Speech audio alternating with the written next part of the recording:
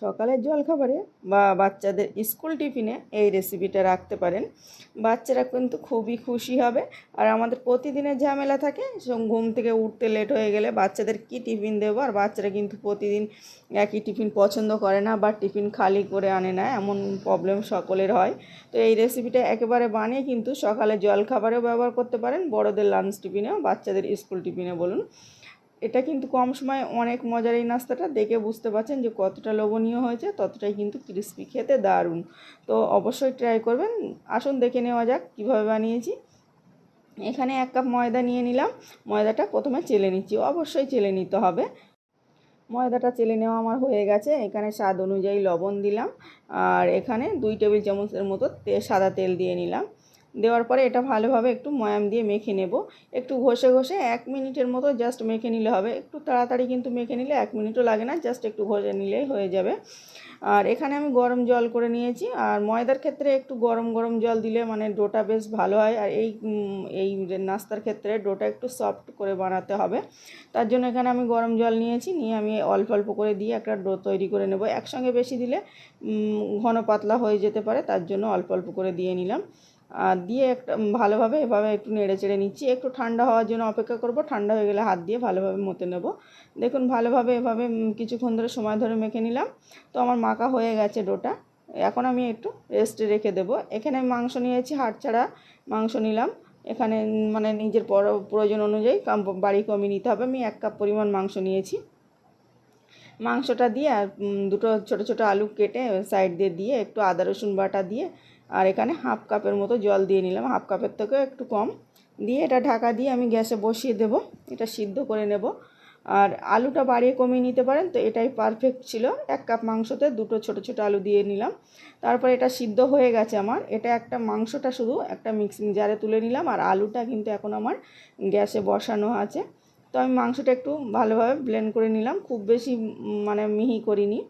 তারপরে এটা ঢেলে নিলাম। এখানে স্বাদ অনুযায়ী লবণ দিয়ে নিচ্ছি। লবণ কিন্তু আগেও দিইনি, তাই জন্য প্রয়োজন অনুযায়ী দিয়ে নিতে হবে। তারপরে একটা পেঁয়াজ কুচি দিয়ে নিচ্ছি। এখানে চাইলে যে কোনো সবজি দিয়ে বানিয়ে নিতে পারেন আপনার পছন্দ অনুযায়ী। কাঁচা লঙ্কা দিয়ে নিচ্ছি, যেহেতু বাচ্চাদের টিফিনে, ওই জন্য কাঁচা লঙ্কাটা কম করে দিয়ে নিতে হবে। চাইলে স্কিপও করতে পারেন। গুঁড়ো লঙ্কা 1/2 টেবিল চামচ, আর মিট মশলা 1/2 টেবিল চামচ। জিরে মরিচ ধনিয়া গুঁড়ো একসঙ্গে আছে 1 টেবিল চামচ। এখানে বেশি কোনো মশলা লাগে না। আর এটা দেখুন, দেখলেই বুঝতে পারবেন। 2 টেবিল চামচের মতো সাদা তেল দিয়ে নিলাম।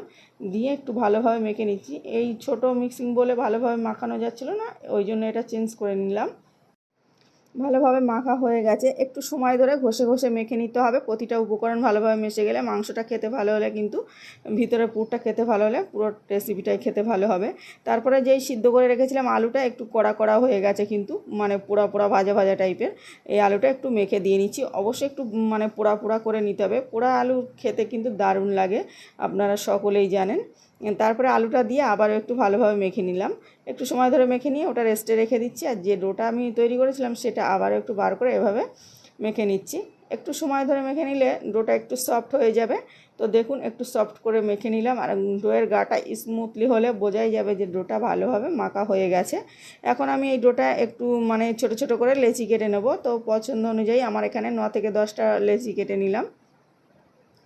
প্রতিটা লেচিগুলো একই সমানের করে নিতে হবে। তারপরে এগুলো সাইডে সরিয়ে দিয়ে একটা লেচি আমি দেখিয়ে নিচ্ছি কীভাবে বেলে নিতে হবে। একটু গোল করে নিলাম, এভাবে একটু হাত দিয়ে গোল করে নিয়ে তারপরে একটু আটা ময়দা ছিটিয়ে দিয়ে আর এভাবে একটু বেলে নিচ্ছি। আমরা যেরকম মানে সাধারণত রুটি বেলি সেইভাবেই বেলে নিতে হবে। এটা খুব বেশি বড় করতে হবে না, আবার খুব বেশি ছোট না। আবার রোলটার সাইজ অনুযায়ী রুটিটা বাড়িয়ে মানে বড় বা ছোট করে নিতে পারেন। তারপর আমি এরকম সাইজের সবগুলো রুটি বানিয়ে নিলাম। দেখুন সবগুলো রুটি বানানো আমার হয়ে গেছে। আবারও বলছি, এই ডোটা একটু মানে নরম নরম আছে, ওই জন্য রুটিটা একটু নরমই হবে। তারপরে আমি এখানে যে পুরটা বানিয়ে রেখেছিলাম এটা এখন বার করে রেখে দিচ্ছি। এটা এভাবে একটু হাতের মুঠোতে নিয়ে, একেবারে লম্বা বা গোল করতে যাব না, আগে এরকম হাতের মুঠো থেকে এমনভাবে গোল মানে করে নিলাম, চেপে চেপে লাঠি শেপ দিয়ে নিলাম। তারপরে হাত দিয়ে একটু সমান করে দিলাম। তো এভাবে আমি আবারও একটা দেখিয়ে নিচ্ছি। আমি আগে থেকে গোল বা লম্বা করব না, আগে একটু হাত দিয়ে চেপে নিলাম, নিয়ে তারপরে এভাবে দিয়ে নিলাম। তো আমার সবগুলো এখানে তৈরি হয়ে গেছে। এখানে আমি মানে যতগুলো রুটি করেছি ততগুলো আমি এখানে পুরটা লম্বা করে নিলাম। তারপরে এমন মোটা হয়েছে দেখুন পুরটা, আর খুলেও যাচ্ছে না। তারপরে রুটির মাঝ বরাবর একটা দিয়ে নিলাম, দিয়ে দুই সাইড দিয়ে রুটি ফোল্ড করে নিচ্ছি এভাবে। তারপরে দেখুন একটু কানা দিয়ে জল লাগিয়ে নিচ্ছি, নিয়ে আবার এই রুটিটা মানে ময়দার ডোটা এভাবে আশা করছি দেখেই বুঝতে পেরেছেন। তারপরে একটু ভালোভাবে জুড়েই যাবে যেহেতু জল দিয়ে নিয়েছি, আর ডোটা অনেকটাই নরম নরম করে রুটিটা তৈরি করা। এভাবে একটু ঘুরিয়ে নিলাম, তো আমার একটা তৈরি হয়ে গেছে। আর একটা সেমভাবে মাজার দিকে, মানে এটা মাজার দিকে দিইনি, একটু ধারের দিকে দিয়ে ফোল্ড করে তারপরে ঘুরিয়ে নিলাম। আর এভাবে একটু গলিয়ে নিচ্ছি, তারপরে দুই কানাটা এভাবে মুড়িয়ে নিচ্ছি। এটা কিন্তু একদম সহজ, সকলেই পারবেন। দেখুন সবগুলো আমার তৈরি করা হয়ে গেছে। এদিকে একটা কড়াই বসিয়ে দিয়েছি, পরিমাণ মতো তেল দিয়ে নিচ্ছি। তেলটা হালকা গরম হয়ে গেছে, যখনই আমি মানে রোলগুলো দিচ্ছি একটা বুদ বুদ ক্রিয়েট করে উঠছে, তো এই সময় আমি দিয়ে নিলাম। সবগুলো দেওয়া হয়ে গেছে। একটু সময় ধরে, মানে খুব বেশি কালার করিনি, জাস্ট একটু 1 মিনিটের মতো হয়েছে, আমি নাড়িয়ে চাড়িয়ে নিচ্ছি। একটু সময় ধরে এভাবে উল্টে পাল্টে নিলেই রেডি হয়ে যাবে। আর প্রথমের দিকে এটা কিন্তু অনেক নরম থাকে, ওই জন্য আমি একটা প্যাচুলা দিয়ে একটু নাড়ি চাড়িয়ে নিচ্ছি যাতে না কেটে যায় বা ভিতরের পুরোটা বার হয়েছে।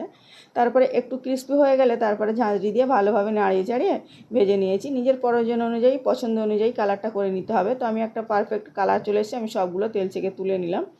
দেখুন কতটা লোভনীয় হয়েছে। বাচ্চাদের স্কুল টিফিনে দিলে বাচ্চারা কতটা খুশি হবে দেখেই বুঝতে পারছেন। পুরে ঠাসা আর মাংসের পুর থাকলে তো কোনো কথাই নেই, এটা কিন্তু যে কোনো মাংস দিয়ে নিতে পারেন। অসম্ভব মজার এই রেসিপিটা অবশ্যই ট্রাই করবেন, বলতে ভুলবেন না কেমন হয়েছে। আর দেখুন বাচ্চারা অবশ্যই খুশি হবে। ভিডিও ভালো লাগলে অবশ্যই লাইক কমেন্ট শেয়ার করে আমার পাশে থাকার অনুরোধ করছি।